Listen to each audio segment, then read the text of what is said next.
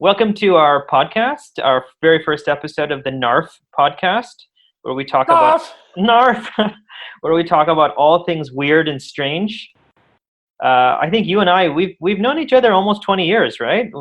Since we met in university. Yeah, I'm not so good at math, but I think it's pretty close to 20 years since we met in that lineup at the bookstore in Carleton University. Very romantic story, but yeah. That's true. It's been a long time, and we've had a good friendship since. And you and I, we share something. We talk about weird things that I don't think I talk about with other people. So well, that's good to know. Yeah, well, or I always wonder if the phone calls that we have are similar to the phone calls that you have with other people, or the phone calls that I have with other people. But I have to say that I think we have a very unique rapport, and it.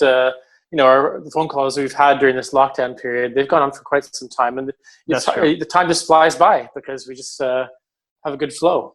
That is true. That is true. Hence the podcast. Hence the podcast. And for those of you listening from the future, 2020 was the last year of civilization as we knew it. An epidemic started, and I guess it never got resolved. And this is our final. This is the time capsule. Yeah, year zero. This is year zero. So if you come back, just remember we were two normal dudes who suddenly had our world turned upside down. But no, I mean, I'm excited. I know we've been talking about doing this for a while, and then we're finally doing it. And the format, I think it should be a trial and error thing. If it works, it's great. We can always adapt based on what we think is better, or what our friends or our viewers think is better. But at the current moment, we're each going to present an issue every other week that we think is interesting. The other person has no idea whatsoever what it is, and then we're just going to talk about it and see if it is something strange, weird, interesting, or just stupid, like most of our content. And the great thing is, exactly, and we're not under any kind of commercial or budgetary restraints. Yeah. So this is going to be free flowing. Yeah. There might be some profanity, so we'll warn you if you have children at home to plug their ears, or plug your ears if you're a sensitive type. That's true. And there's no time limit. It could stop at half an hour. It could stop at an hour and a half if it's going very well. So we just go with the flow. We go with the flow. And I mean, no sponsors yet, but maybe one day, we could get the Federal Reserve or the central bank to sponsor us or something with money, that'd be nice. Yeah, I mean, they gave money to Kodak, so they should probably consider giving money to Tosh and Dave. There you go. We didn't even introduce ourselves, right? We should introduce ourselves. How about I introduce you and you introduce me? Oh man, that's tough. But just basics, I think. I mean, just name and age. That's all pretty much we know about each other.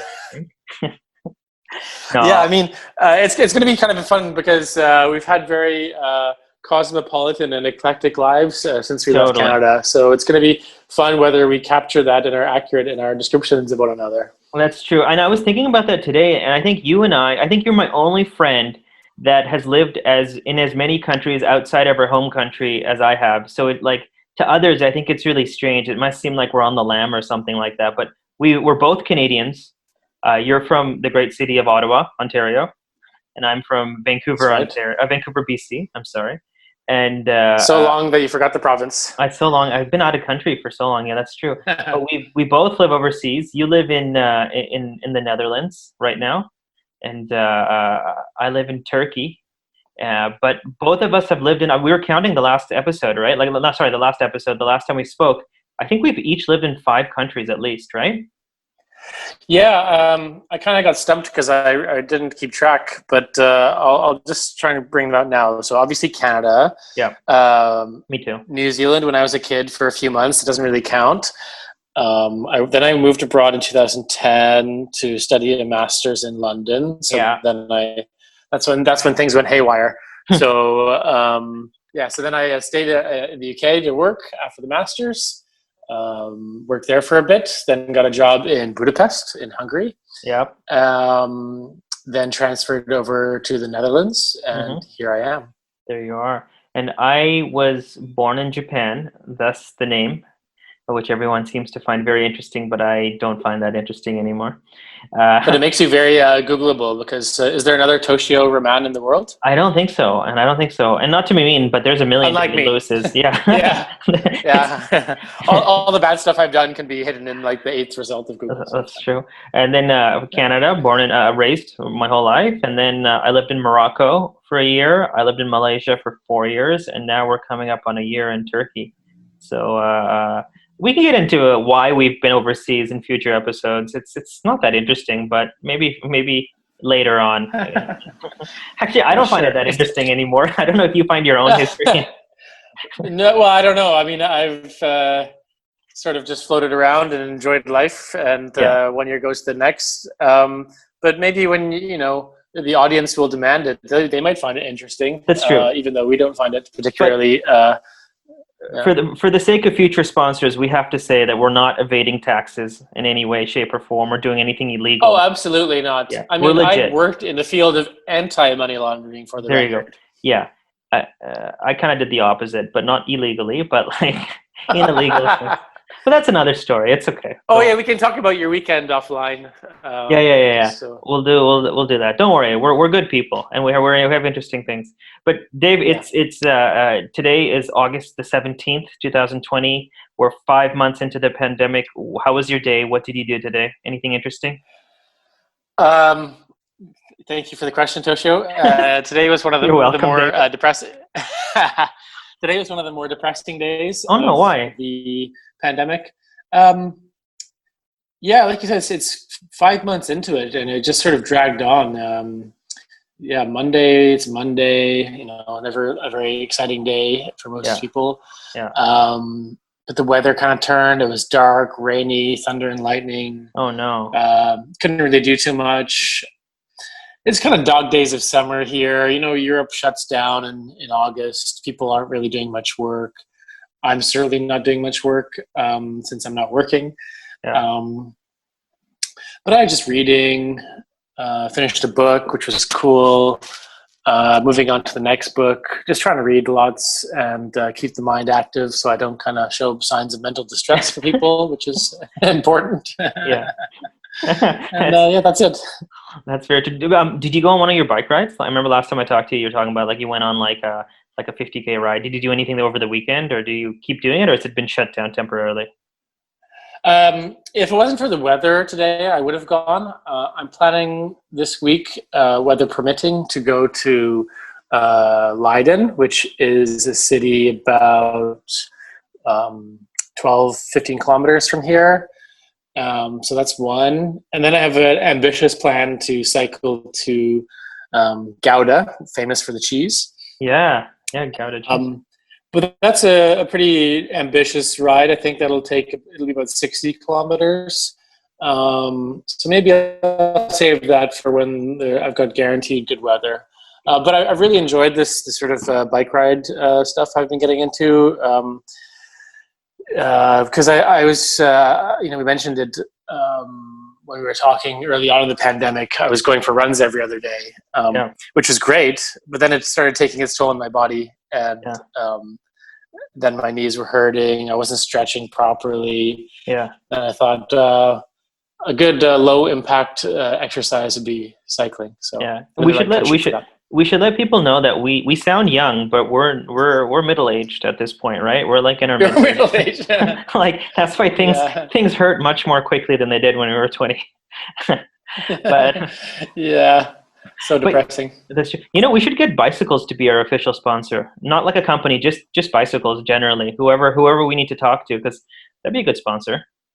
But bicycles, just a generic concept. Yeah, you can't have a random thing sponsoring you like that. You need to find a specific company.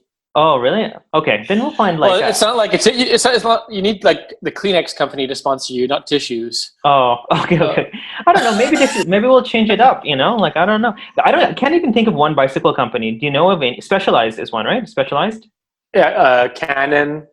The weird thing is, like, bicycles are so big in the Netherlands, but I can't think of a Dutch bike company now that you mention it. So like, I think people here kind of ride fairly crappy bikes. That's their first profanity. because the bikes get stolen all the time. So Oh, really? there's never really that flashy bikes that you see around town.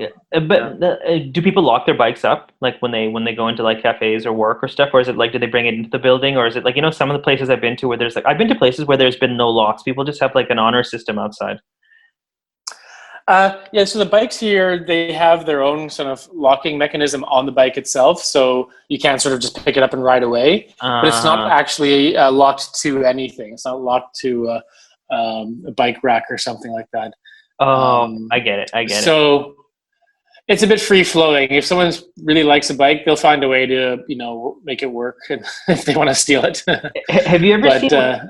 Sorry, I was going to say, back home in Canada, have you ever seen when like someone locks a bike and they take like the front tire off their bike and they like walk into wherever they go with the front tire, and then like the bike is just or they take the seat.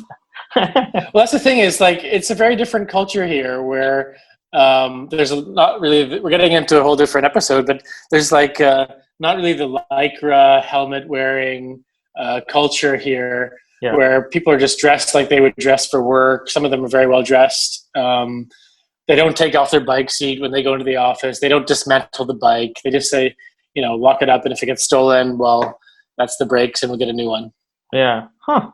That's interesting. Yeah. And before we get too far down the rabbit hole of cycling, how are you? How was your weekend, and how was your day?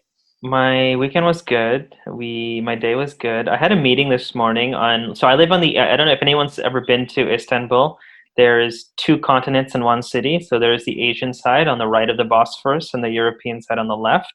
And you can go back and forth between the two. It's really, really nice. So I had a meeting this morning on the European side. So I headed down there. And then I just took the boat back to the Asian side. It was really nice. Anytime I can take the boat, I'll take it because it's it's so relaxing. I did that once when I was there. Yeah. The traffic in Istanbul is horrendous. So horrible. Very advisable. Yeah, no traffic on the river. The boats are really cheap and they're clean, and like it's just when it's a nice day, the wind and the water, fantastic. So I did that, and then that was kind of that. And then I came back and I was prepping for the podcast a little. I researched a little. I watched a bunch of videos because I wanted to be thorough. I don't think I've done this much work since I did my master's in terms of like research and stuff. Because I wanted to be legitimate. I didn't want to like make stuff up or improvise on stuff. I wanted to get the facts correct, just in case. I'm very excited, by the way. I mean, I've really no idea what you're going to talk about. Okay, so should we get into it? Should I start? Yeah, I mean, okay. As you wish. So when you and I we were coming up with the idea, we thought about having kind of different things that interest us and different stories that we could present. So everything that I'm going to tell you is fact, and I can source it as well. And if you have any questions at any point, please let me know, and I'll go through the story. And if you're close to a computer, you can also see some of the pictures I'll send you. But my story comes from Mexico. Have you ever been to Mexico? I have been to Mexico as a little toddler, so I remember very little of the experience. Okay, I've never actually been to Mexico. I'd love to go. The country of Mexico could also be our sponsor if that's possible. I'm totally okay with that too. I like how you're just dropping in random anything things. Please sponsor us, Bikes Mexico. So this story actually came up a few years back, and it freaked the hell out of me. But it was something that always like was in the back of my brain. And so when I was thinking about like one of the topics we could talk about, this kind of suddenly popped up. And maybe I spent a little too much time on it. It's kind of been like in the back of my mind for the last few days. But so in Mexico, there's an island. It's called, and pardon my Spanish, but it's La Isla de las Munecas, the island of the dolls. Have you heard of this before? No. Okay, so if you have a computer, you can check it out if you want. You can type in Doll Island, and it pretty much shows up. Wait a minute. I think I have seen a bit of something on this. Is it just outside of Mexico City? Yes. So the story is that the Aztecs, thousands of years ago, built these man-made canals just throughout Mexico, and there's a bunch of them close to Mexico City. And the reason they built these canals was for transportation and agriculture. And so south of Mexico City, about 11 kilometers away, is this small man-made island, which the Aztecs built, which is sort of like a floating garden. But the scary thing is that if you go onto this island, there are over 1,000 dolls just hanging from the trees in the island and throughout the island. So if you have Google, anybody, you can check it out. It's called Doll Island, and it comes up. But the scary thing about it is not only visual. Are you looking at the photo? It's creepy. I am.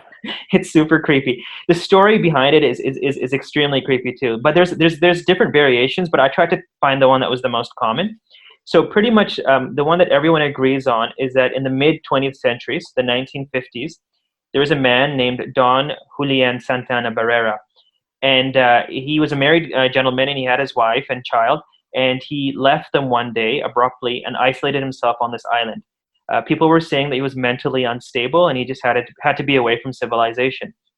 So he decided to become a hermit, right? So he goes onto this island, which is not like away from everyone completely, but it's definitely isolated, and that he's the only one on the island, right? So he decides that like he's going to grow his own vegetables, he's going to live there, and he's just going to like live off the island, you know. So it sounds kind of idyllic, but it gets a little creepy. They say that at one point there were 3 little girls who were playing in the river nearby, and one got stuck in the lilies. There's a lot of lilies that grow, lily roots and lily trees that grow in the river, and she couldn't get out of the lilies, so she drowned, right?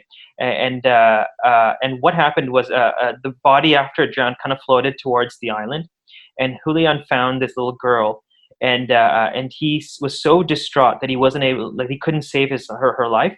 That he just really went into like a really anguished state, right? This little girl died, and he couldn't do anything about it. Some say that he even heard the screams and stuff, and he tried to get there in time, but it was too late, right? So he's really distraught. He's really saddened, and a little while later, a doll appears exactly where this girl has passed, right? So that's kind of creepy. The first thing I found was really issue because this doll didn't exist before. But the theory is it's the girl's doll, right? But it wasn't there at the initial point, and it comes up later on. So Julian takes the doll from the water, and he puts it up on the island on like a branch or a tree. For one of 3 reasons. So I'm going to give all 3 reasons so I don't get sued by anybody. Number 1, people say he put it up to honor the dead girl, right? Because it was her doll, to honor her and to make sure her name was there and she was remembered. The second was to appease the spirit of the dead girl so he doesn't get haunted by her. And then the third reason was to keep away evil spirits, which others say were coming to the island. But what happens is Julian starts going a little mentally crazy, and he starts collecting dolls from trash cans whenever he goes into the city, from other dolls that that float into the river, and starts putting them up all around the island. And that's where the pictures come in. He gets to a point that after 50 years living by himself on this island, there's thousands of dolls like across the island, and his collection starts growing and growing, and it becomes like an obsession for him. And he gets to a point where some people are saying that that the dolls are possessed by other spirits. And there are reports that even though Julian was the only one living on this island, he used to hear whispers at night, footsteps outside, and even like movement outside his hut, which was right in the middle of the island, right? So it was a little creepy in the sense that there's no one else on the island except for him and these dolls, and people say that like the dolls kind of drove him crazy, and people nearby used to hear these like whispers from these dolls as well. So the reason people were able to get all this information is people used to come onto the island and exchange dolls for vegetables that Julian grew. So Julian was like a farmer, right? Like so he grew his own stuff, and so in exchange for money, I guess he didn't need money. People would give him dolls, and then he'd give him produce. So it became a form of currency. A form of currency. There you go. So this guy's like. He's like collecting these dolls, putting them up. But the creepy thing is that like Julian used to like take apart the dolls too. So like if you look at some of the pictures, they're not all in full form. There's like decapitated heads, there's torso-less bodies, severed limbs, which is really creepy, right? And this guy's been just a bit. And this guy's like been on this island for 50 years, like doing this stuff, you know? And there's local legends that say that the dolls used to move their heads and arms and even open their eyes from time to time, which is creepy because like, have you ever been in that situation where like you look at a painting and the eyes are following you, you know? Or for sure. Or like sometimes I don't like. I mean, I guess when I was younger, I have 2 sisters. You have 2 sisters. Like if they had a doll or something with one of those eyes, like sometimes it looks like the doll eyes are following you, like like imagine 1,000 of those following you all over the island. It's creepy as hell, man. So Yeah, that couldn't be good for the real estate market in the area. yeah, the Mexico real estate market, Mexico haunted island real estate market is downfalling. Yeah. So locals are saying that Julian's gone crazy. There's like some unseen force that's completely changed him. This guy's like dedicated his life to this. Okay, so that's pretty creepy as it is. So then comes the nail in the coffin. In 2001, so we're in 2000, so about 20 years ago, his nephew, Anastasio, he comes to the island to help his uncle plant some pumpkin seeds, right? So he goes to plant the seeds, but when he comes back, he finds that his uncle has passed away in the exact same place the girl allegedly passed away in the water, which is kind of creepy, right? And so, yeah. So from that moment on, the island becomes a tourist attraction. The Mexican government or the local community has made it a tourist attraction because people have heard of this island, right? So I was looking. So I researched just the general history, but I also researched the last 20 years. And if you go to Google, there's like a Google reviews page on this island, and there's like, oh yeah, how many stars? I think it's got 4 stars.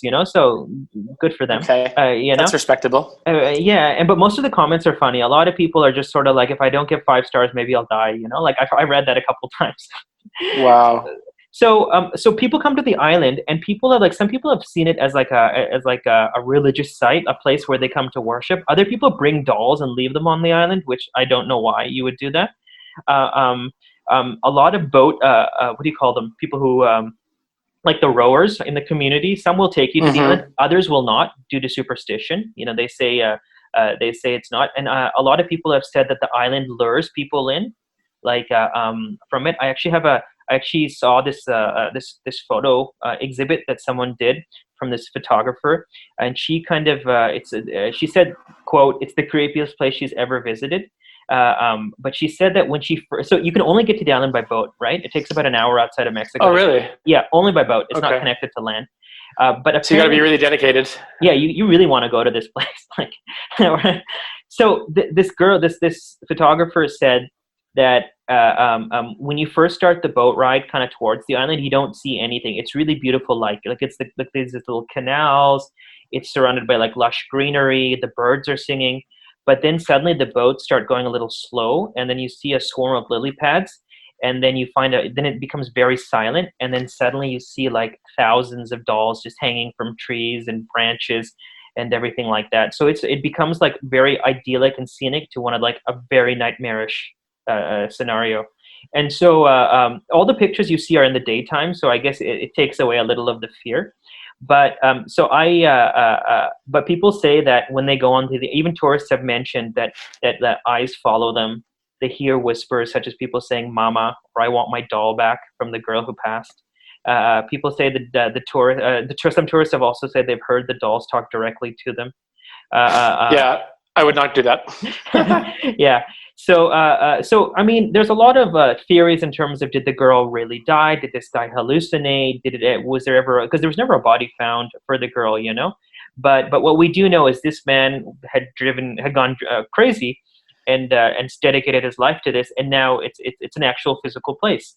But to make so I read all this information, and then I went on to YouTube to look at some documentaries, and there's a bunch of stuff. But I found 2 videos. I saw one from the Discovery Channel, and one from BuzzFeed. Everything's BuzzFeed nowadays. But in the Discovery Channel, it was more like a ghost hunter scientific thing. When they try to those people who are like stick themselves in haunted houses overnight or something like that. Oh yeah, purposely. Like, I don't know why you'd do that, but these people did. So on the island where Julian's house is now a museum. It's like a mini museum, and a hotel. it's like a 3-bedroom hotel, and like it has both. Okay. It has both the doll that he originally found from the girl, plus his favorite doll in the museum, which is kind of creepy. And there's like cobwebs and big spiders, and like, the dolls have deteriorated, and so there's like a more of like missing eyes and stuff. So in the Discovery video, the team of ghost hunters, they go there during the day, and then they decide, we're going to spend the night here. I don't know why. So in the museum, and what happens is one of them decides to stay in the main part of the museum where the old dolls are, and the other 2 have set up like a video lighting system, and they're in the next room. And so then the girl kind of sits there and just kind of want, like it's all in like night vision, and she wants to see if there's like any reaction. So she just kind of talks to the dolls, which is why would you do that? I don't know. And then the lights start flickering a little bit, and so then the rest of her team comes in and goes, oh, it could be like just to kind of prove that this isn't like a one-off chance. Maybe it was a lighting issue, so we'll redo the flashlight. We'll bring a new one in, right? So they take the old flashlights out. They're like big flashlights. The construction type lights, not like flashlights. So like they're heavy duty things. Heavy duty. There you go. So they bring them in, and so she starts. She and they leave her again for 30 minutes by herself, and everything's on camera. And then this girl starts like hearing whispers, and she starts talking in Spanish. She's like, "¿Cómo estás?" And then like it's so funny / creepy that she says like I didn't know if she thought the dolls would like reply or whatnot, but she definitely felt a presence, and she sees things moving, and that's when they cut it. They're like, no more, we're out. Like we're not doing this anymore. And so they get back on the boat and they're gone, right? So like, so that person was a Ghostbuster. A Ghostbuster, yeah, a modern day Discovery Ghostbuster. I think what they do is I think like they take like the paranormal in more of a scientific approach, right, and try to like put it on their show for Discovery. By the way, Discovery could also be a sponsor of our podcast. I think that's a fantastic channel and fantastic. We'll leave our email and number at the end of this podcast. Get in touch with us with a check. There you go. Money and PayPal. Yeah, PayPal. And in Bitcoin. Bitcoin. Any form of payment we're open to. We're modern. Anything, please. We need money. And so then I watched that video, and then the second video I watched from a bunch of dudes who work at BuzzFeed. So they were kind of going around to 3 different places. I don't really know what BuzzFeed is, by the way. Like, is it a website? Is it like a hipster like place to work? I don't know so much. I think it started out as like a mini kind of meme website, which is like the top 5 things to do in this place, or the top 10 blah blah blah. Yeah. And that kind of just snowballed into YouTube random stuff. I don't know if it has any particular orientation or slant, because I think they do like pretty serious journalism now, right? Yeah, I think so. I mean, I've seen like sometimes whenever I go online and they pop up on like YouTube, sometimes it's very serious topics, and sometimes it's like I ate like Chris Pratt for 7 days, and this is what happened to my body. I've seen one where it's like I had a $2 French toast and I had $88 French toast, and this is what I think of. Yeah, so I guess I mean, good for you, BuzzFeed, for having a diverse background, diverse name. Yeah, the quality is good. I didn't really watch the Chris Pratt or the $2 pancake ones, but sometimes I watch like the more of the documentarian styles. They have good editing. I like their cinematography and editing and stuff. So one day. One day, there we go. So in the BuzzFeed video, these 2 dudes who are from BuzzFeed America join up with a dude from BuzzFeed Mexico as their local guide, and they go to the island, and they also decide to stay the night. I'm not sure why this seems to be a trend for most people. Why not just leave at sunset like most normal people? Or what are they camping out, or when they stay the night, what are they doing? They're staying in that museum, like that building, in the museum itself. In the museum, and like if you go online, I'll send you the site. Like there's an official website for this island. The museum's really not that big. It's like literally just a room and like 2 little mini rooms. You know what I mean? Like maybe it's the size of a kitchen or something like that. It was pretty much Julian's house, right?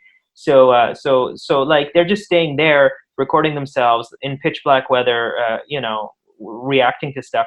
And then eventually they see a lot of spiders, they see a lot of cobwebs and things moving. And then to the point where they just, they decide this is not for us anymore. And they get back on their boat and they ditch it.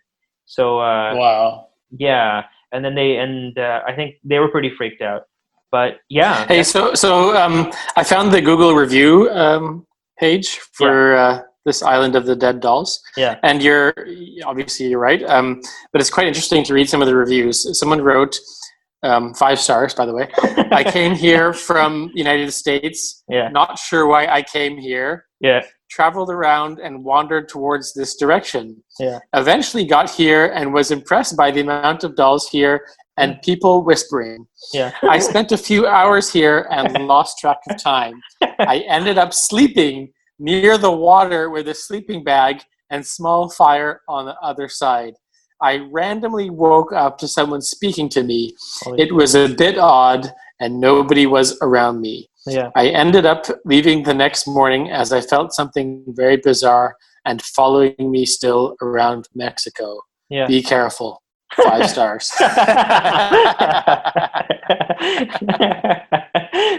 Well, at least they're honest about it. This is hilarious. I mean, you're right. There's a lot of the people are giving 5-star reviews out of fear. Out of fear, like some type of superstition. 5 stars. I feel like if I give a bad rating, my dog will die. 5 stars. Totally. It's so weird that like we live in this age where it's just like even haunted houses and paranormal places are on Google, or there's like a review on Zomato or something like that. You know, it's like it's kind of strange. Yeah, the world's gone crazy. But like, yeah, I remember seeing this and thinking this is the creepiest place I've ever seen.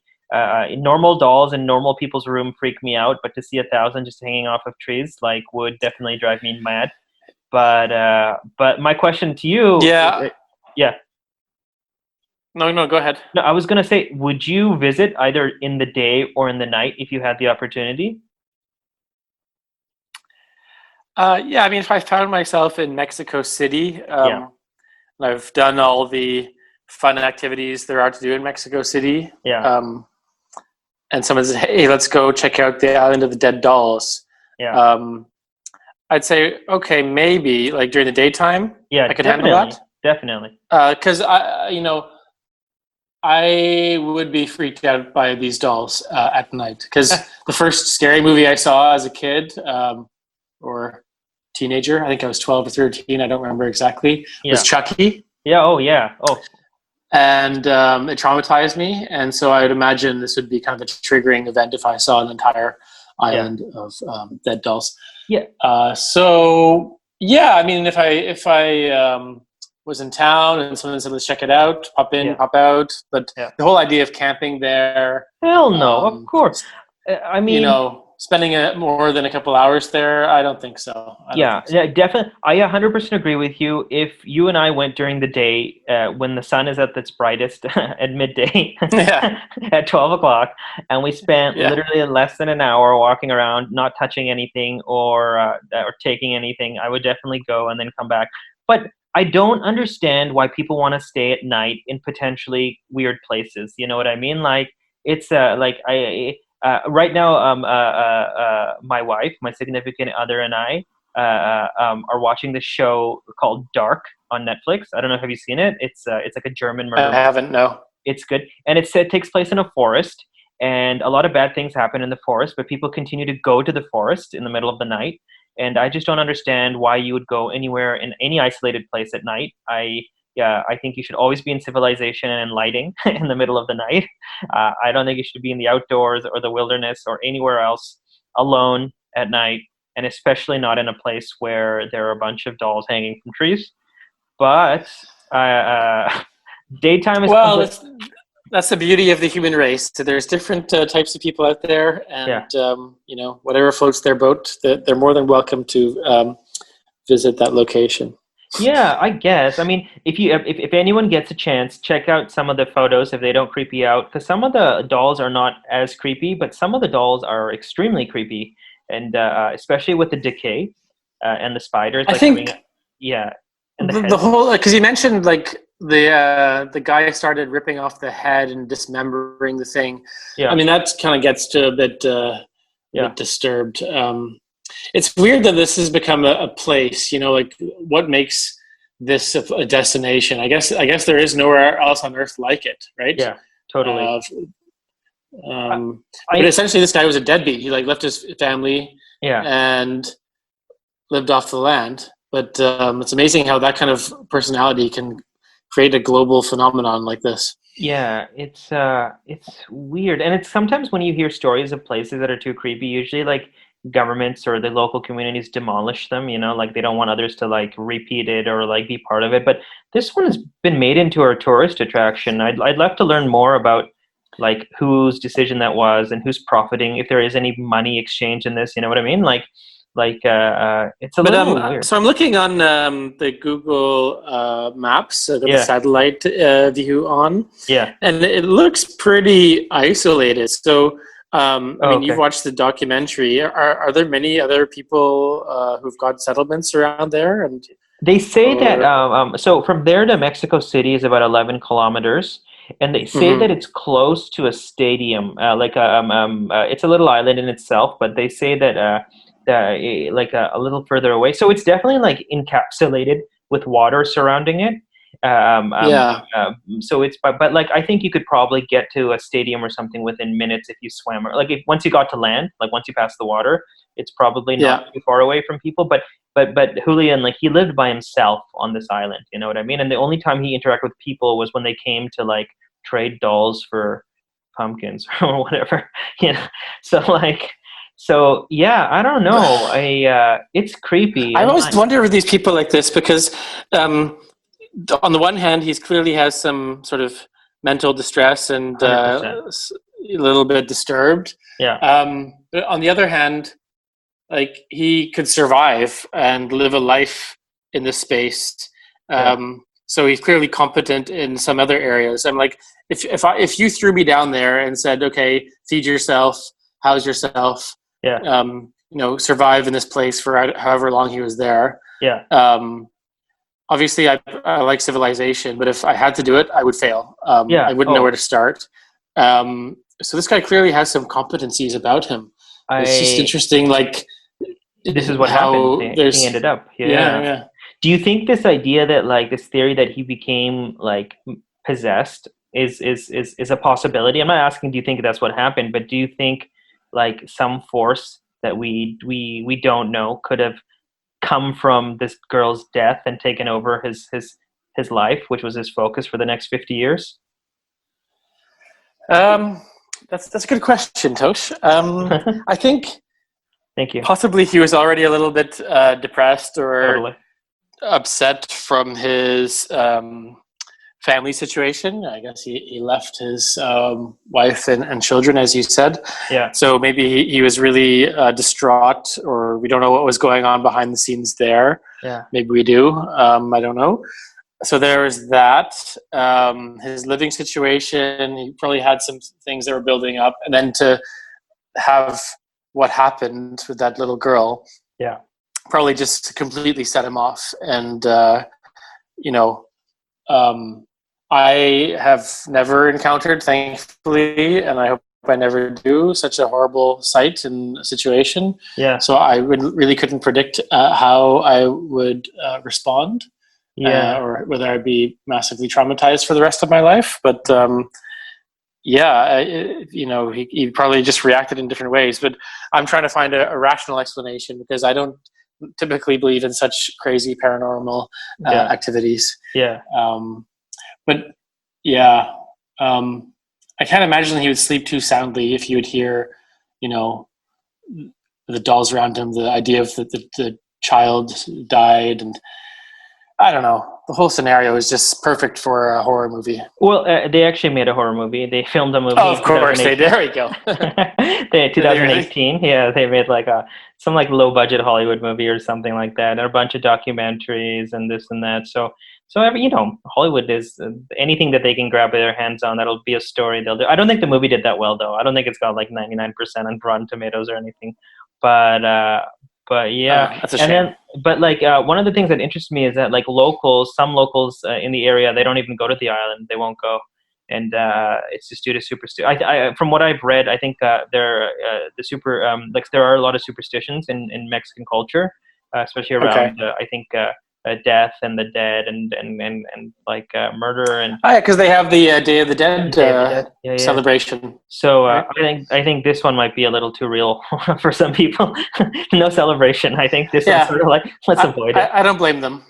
Yeah, totally. Because But normally their Day of the Dead is a more festive. you can correct me if I'm wrong, Yeah. more festive. Like they have it's kind of the opposite of what most people would consider a funeral or an occasion to commemorate someone who passed away. Yeah, yeah. They're dancing in the streets with music and skeletons and stuff. So there's like the idea of spirits, but not in a terrifying way as far as I'm aware. But Yeah. this guy's taken it to a completely different direction. Definitely. And like, there are other stories of other people who have isolated themselves and live on islands by themselves, and like, and not necessarily horror or Oh yeah, Tom scary place. Hanks. Tom Hanks, yeah, like Tom Hanks, who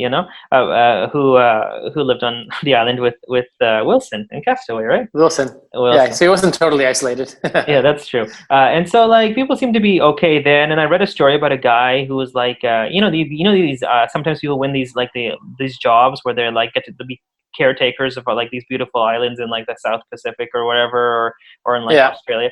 And like these people seem to be okay, and they just like swim all day and eat coconuts and like just hang out and stuff. But this guy really took it to a new level, right? Like he really decided to focus in on something for the 50 years of his remaining life.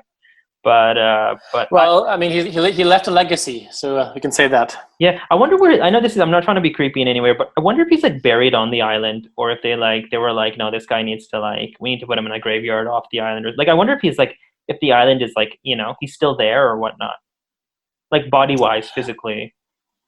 Uh, Or is yeah, that I weird? mean, if someone is really playing up the tourist aspect and not thinking too much about his wishes, maybe he left a will where he said, "I really want to stay here." Because Yeah, I imagine, given the way he lived his life, he yeah. probably would have wanted to be buried there. I would I imagine. guess Um, I read that not only is there a museum on the island, but there's a little store too, like like like a gift shop or something. but here's my question: you said he had family, right? Like aside from his wife and children, he had Yeah, yeah, like a like family came to nephew. visit him on the island, right? Yeah, I always wonder y- how that would go. Like if I went to go visit, say, like my uncle who went nuts and went off to an island yeah, somewhere, and we tried to like hang out with him, how that would work out. like crazy. Um, Oh, like I'm gonna go visit crazy Uncle Julian, who's been isolated on the island or for the you last just sort 50 of years. everyone just says like we're gonna leave him alone, and you don't know if you're safe around him. Yeah, Like, should I you go? think Yeah, I think you just consider that uncle out of the family pretty much. I think. really? Yeah, I think I'd be okay like visiting and saying, hey, we're gonna go on like a family reunion where like you go in a safety in numbers, right? Because you wouldn't want to just send like one Yeah, like person one off, they person. disappear, then another one comes. But if the whole family was like, let's have a picnic on the island of the dead dolls, you're in. You're like, yeah, I'll bring the coleslaw. Like I'll bring the mashed potatoes. Well, if it was a daytime picnic and they I guess nighttime picnics are really creepy in of themselves. Totally. But if what's his name again? Julio. Julian. Julian. Yeah. If he just Julian decided to make it a very festive and Yeah. happy music, then I would possibly consider it. But to get the way I would imagine his picnic to be would be pretty freaky. So probably Yeah. not. I'm looking at some of the pictures now. One of the things I've noticed is like it's really well kept nowadays. I guess there's like a committee or a group of people who like mow the lawns and like trim the trees and stuff. I guess it's for the tourists, right? Like you have to kind of keep a So there's standard. like a local economy that's sprouted from this thing, huh? Oh, totally. I think any way to make money and stuff like that, people will jump on and stuff. But like, I wonder where the money goes to, and like, I wonder if people are like making some good money, how much it costs. Maybe on the Google reviews, someone's like, "This is too expensive.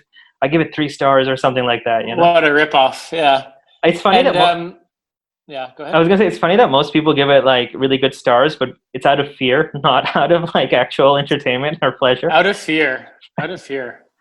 It's Yeah, weird. and so are people adding their owns? You know, like in Paris, there's the love locks, The and love locks. Yeah, yeah, yeah. So yeah, so are people adding their own like yeah. fear dolls? So I read something really strange that it said that some people are coming to the island and they're bringing like their own dolls to contribute to the island, and then other people are bringing their clothes to the island as a form of contribution. And both of those were kind of weird. I don't know why you would bring clothes, like that has nothing to do with the island.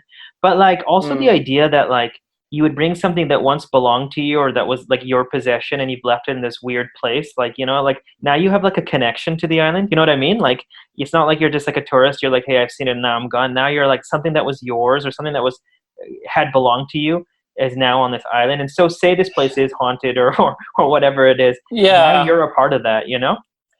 yeah, that would definitely play on my mind. Like I said, I'm not typically of that persuasion, but yeah, now that you mention it, if I were to put something there, I'd be like, why did I do that? What, like, oh my God, I'd be thinking about that all the time. Be a Yeah. wreck. Oh yeah, absolutely. It's not like you forgot something at like, at your friend's house and you can go pick it up. You got to come all the way back to Mexico to this island, and then if you can even find your doll, right, or whatever your contribution. That's weird, man. Yeah, I'd go back and then try and retrieve it to like cleanse It's not myself and there. Yeah, absolve my conscience, yeah. and then it's not there, and then yeah, it's all going to So, hell.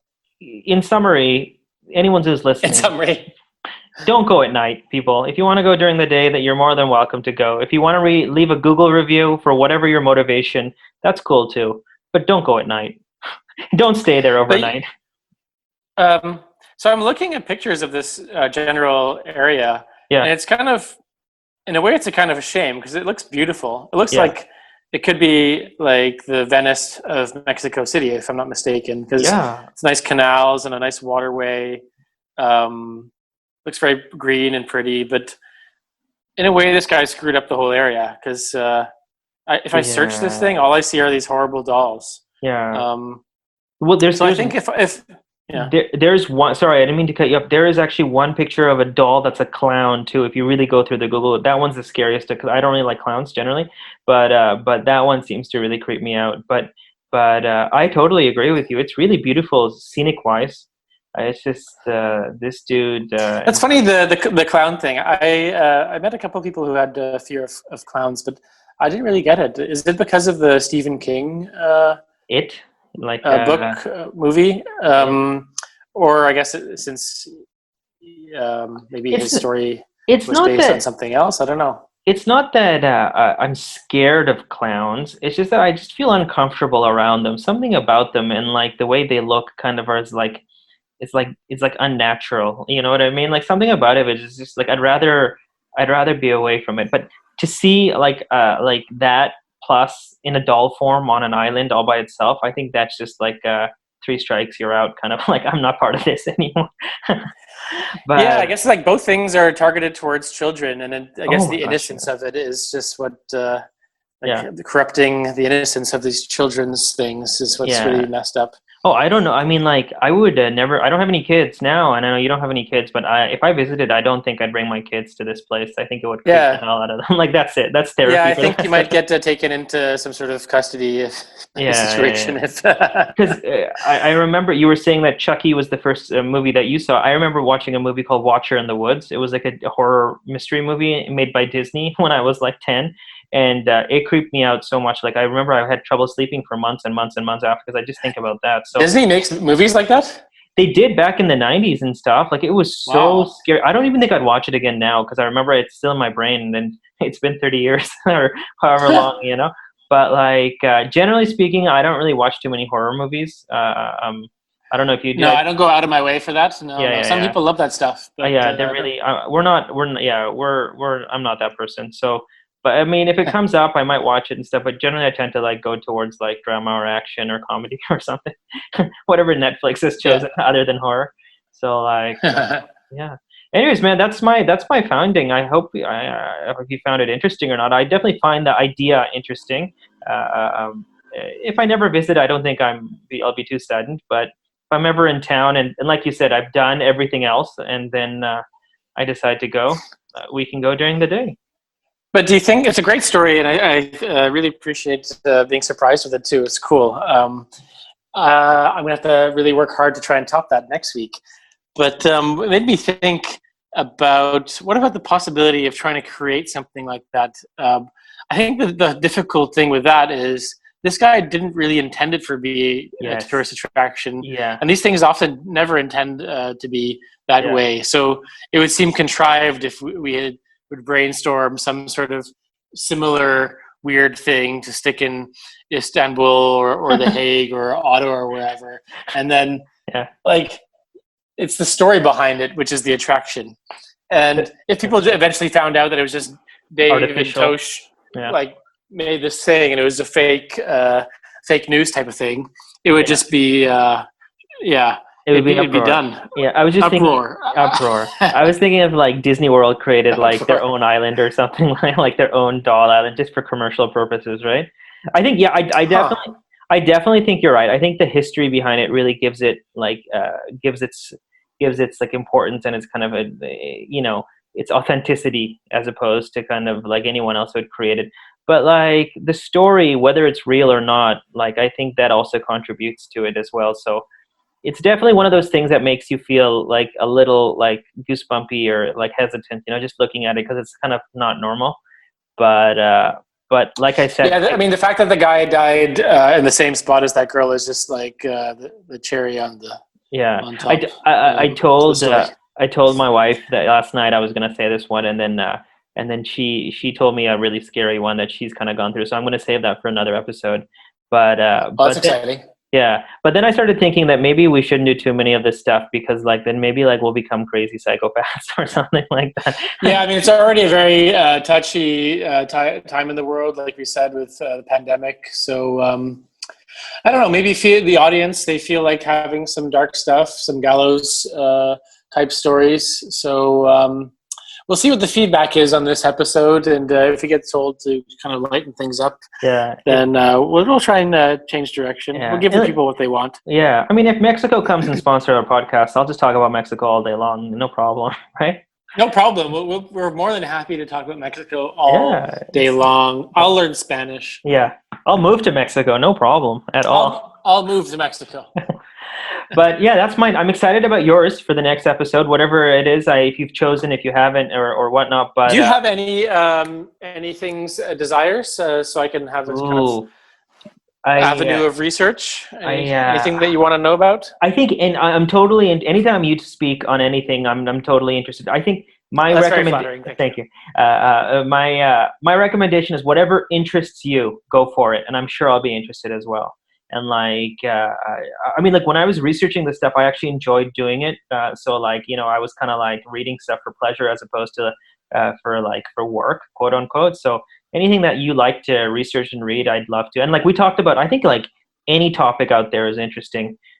Maybe not something horrific like I chose. Maybe be a normal person, something like that. But yeah, I'll try and find something a bit more quirky. It could have some dark edges to it, but I'll try and add some lightness to this podcast so we don't freak everyone out. Cool. Because that was quite the story. Thank you, Tosh. No problem. So it's almost the end, but I thought before we would end, we would do a quick coronavirus discussion. I don't want to go into like so much details on the world and everything like that, but because we've been talking for like almost every week for the last 5 months about what's happening. How are you feeling? How are you feeling today, middle of August? What's happening? Numbers, news, anything, any positivity, anything? Very little positivity. Yeah. Although I have to say the corona fatigue is setting in. I am doing my best to keep distance, to good. stay away from people. I'm a people person, but I'm trying to follow the rules here. Yeah.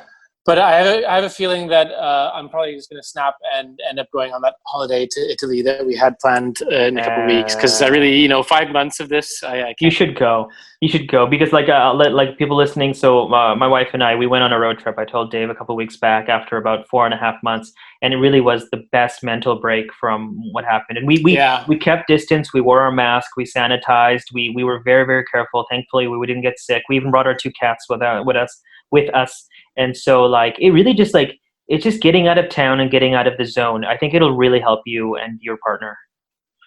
Well, what I'm concerned about is the numbers, because the numbers in the Netherlands are increasing. I think it'll reach a point where by the time it's time to travel, we may have to, we may be blocked from doing so. So fingers crossed that things stabilize. But I fully understand that travel right now for leisure is an absolute privilege and not a right. And, I know. I will comply with whatever is going on.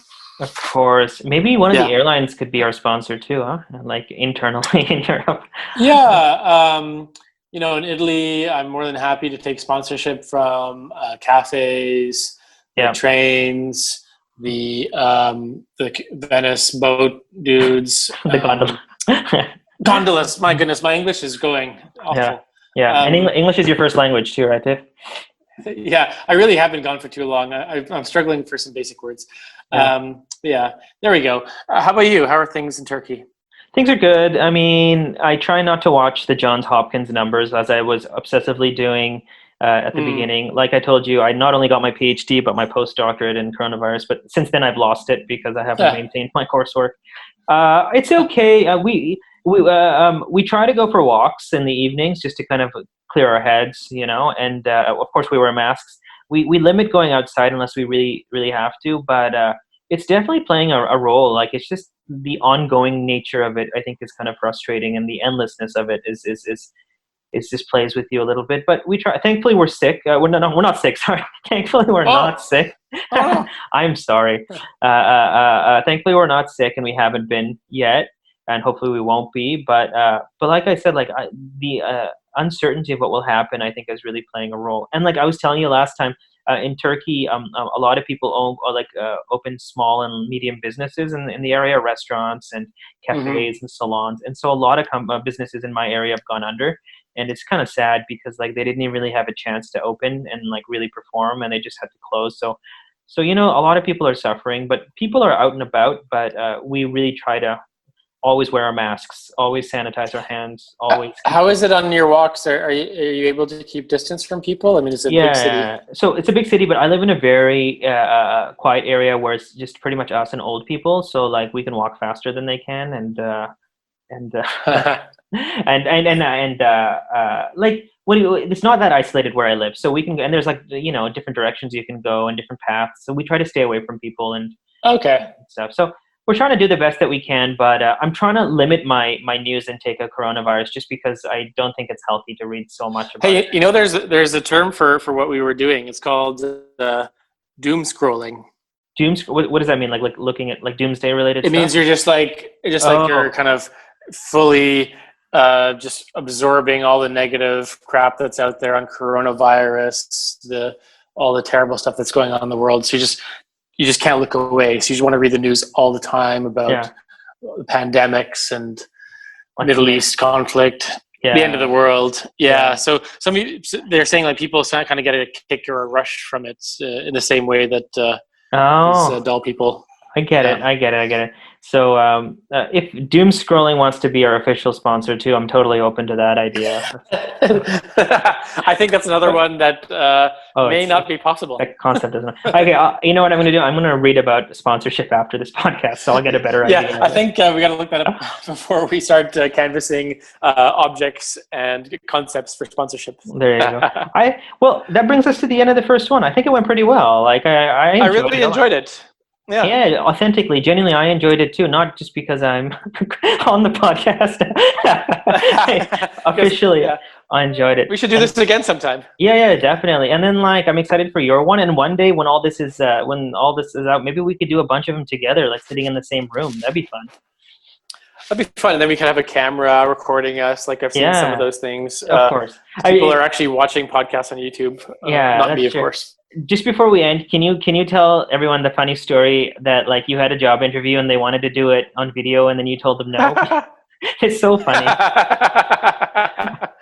Yeah, so I've had a grand total of one job interview since March, Yeah. and it was with an organization I will not name Okay. in case they decide to interview me again for whatever reason. Yeah, that's fair. Yeah, so they said, to be fair to me, they said we're going to do a call, Yeah. and it'll be next Wednesday of the 17th of March or whatever. Yeah. And yeah, so I was ready. I ready for the phone call. I pick up the phone. The first thing the person says on the other end of the line is, "Can you switch on your video?" Yeah. And that totally threw me for a loop. I was not ready for that at Yeah. all. I wasn't dressed for a video interview. My hair was not ready. I had started my COVID beard and Yeah. my COVID hair, as well as my COVID dress of sweatpants and a dirty T-shirt. So I said, no, I'm not going to do that. And it all went downhill from there. Oh, that's funny. Anyways, Dave, I will leave you to. Hey, Tosh. Yeah, thanks. Have a good evening. I'm going to start cooking. Yeah, me too. What time is it with you? You're gonna have a late It's dinner. 8 o'clock. I had dinner before this, so I'm gonna probably have like a snack Oh, or something. But yeah, enjoy dinner, Dave. thank you very much. Take Thanks, Toad. care. Bye. Bye.